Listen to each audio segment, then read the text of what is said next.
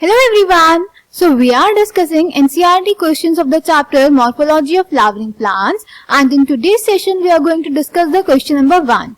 So the question is, how is a pinnately compound leaf different from a palmately compound leaf? तो बेटा इस question में हमें बताना है कि एक पिन्नेटली कंपाउंड लीफ एक palmately कंपाउंड लीफ से कैसे अलग है. So let's check the answer. तो बेटा सबसे पहले जान लेते हैं कि कंपाउंड लीव्स क्या होती हैं. कंपाउंड लीव्स बेटा वो लीव्स होती हैं जिसमें मेन लीफ में इंसिजन्स प्रेजेंट होते हैं, यानी कि मेन लीफ अलग अलग लीफलेट्स में डिवाइडेड रहती है. अब कंपाउंड लीव्स बेटा फर्दर दो टाइप्स की होती हैं, pinnately compound leaf and palmately compound leaf. Pinnately compound leaves बेटा वो लीव्स होती हैं जिसमें जो लीफलेट्स होती हैं वो सब एक कॉमन एक्सिस पे अरेंज रहती हैं, जिसको हम राकेस बोलते हैं, और ये राकेस मेन लीफ की मिडरिब रिप्रेजेंट करती है.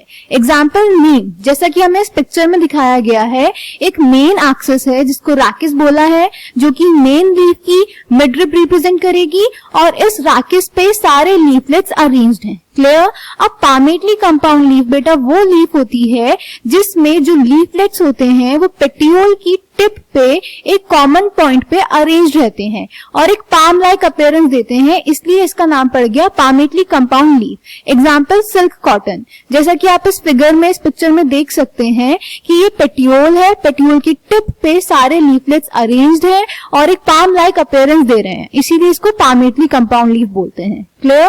So answer number 1 is pinnately compound leaf. In a pinnately compound leaf, a number of leaflets are present on a common axis, the rachis, which represents the midrib of the leaf. Example neem. और फिर आप ये draw कर सकते हैं, दिखा सकते हैं कि राकेस पे एक कॉमन एक्सिस पे सारे लीफलेट्स अरेंज रहेंगे.